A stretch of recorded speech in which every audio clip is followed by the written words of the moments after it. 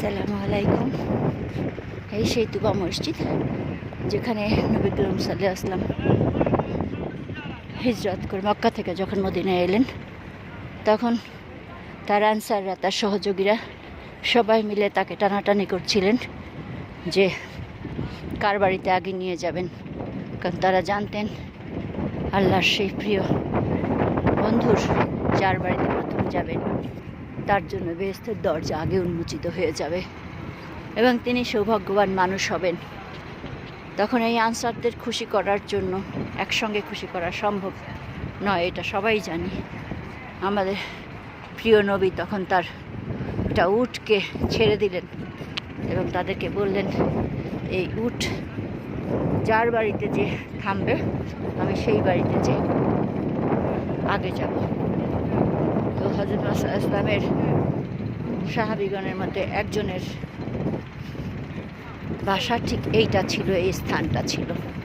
এখানে এসে যখন উটটি থামলেন তখন হযরত মুসা ইসলাম ঠিক এইখানটাতেই, এই বাসাটাতেই এলেন এবং তার আতিথেয়তা গ্রহণ করলেন।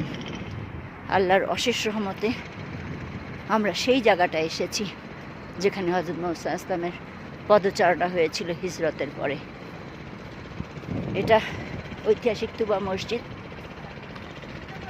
এটা হচ্ছে মদিনা শহরেই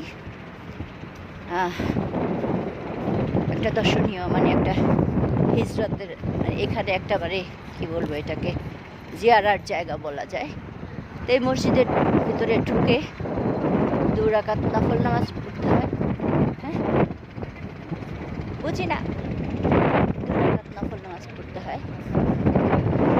যে মাসকাবা স্কোয়ার, আল মাসকাবা স্কোয়ার, এখানে 2 রাকাত নফল নামাজ আদায় করতে হয়। যেহেতু আমাদের প্রিয় নবী এখানে এসে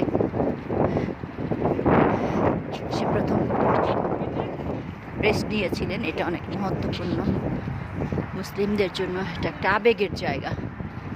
এই আবেগের জায়গাটাতে আমরা এসেছি। আমি আপনাদের জন্য ঘুরে ঘুরে যেসব জায়গায় আমি যাচ্ছি সেই জায়গাগুলো আপনাদের দেখানোর চেষ্টা করছি এবং আপনাদের দাওয়াত দিচ্ছি, আপনারা আসুন এখানে। আমরা এখন ভেতরে ঢুকছি যেখানে হযরত মুসা ইসলাম প্রবেশ করেছিলেন, যে সাহাবীর বাসায়। এটা সেই জায়গা, বারবার বলছি, যেখানে তিনি গিয়েছিলেন। এই দেখেন, প্রিয় নবীর প্রিয় প্রাণী এখানে ছড়িয়ে আছে, আমি আগের ভিডিওতে বলেছি। তো এখানে 17টা গেট দেখলাম, আরও অনেক গেট নিশ্চয়ই আছে, 13 নম্বর গেট, 12 নম্বর গেট। এখানে জুতা রাখার ব্যবস্থা আছে, ভেতরে গেলে জুতা রাখতে পারেন, কোনো সমস্যা নেই, কেউ চুরি করে নিয়ে যাবে না। আমরা এখানে 2 রাকাত নফল নামাজ আদায় করব এবং প্রিয় নবীর জন্য দোয়া করব, তিনি যেন আমাদের সুপারিশের কাণ্ডারি তো আছেনই, আমাদের জন্য স্পেশালভাবে করেন। দেখুন, আরবি এভাবে আসলে অর্থটা পড়তে পারছি না। স্তম্ভটা দেখুন, পরবর্তীতে আমরা সার্চ করে ট্রান্সলেট করে হয়তো বুঝতে পারবো। স্তম্ভ,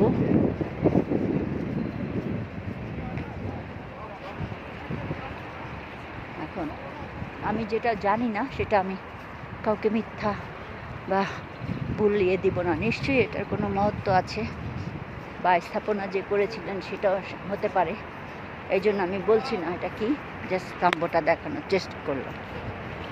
এটা হচ্ছে আল রিহবা স্কোয়ার, আলাদা আলাদা জায়গায় আলাদা আলাদা ঘুরিয়ে ঘুরিয়ে এক একটা নাম পরিবর্তন আছে, কিন্তু এটাই তুবা মসজিদ নামে পরিচিত। আমরা এখন ভেতরে ঢুকবো, স্যান্ডেল রাখার জন্য ব্যবস্থা আছে।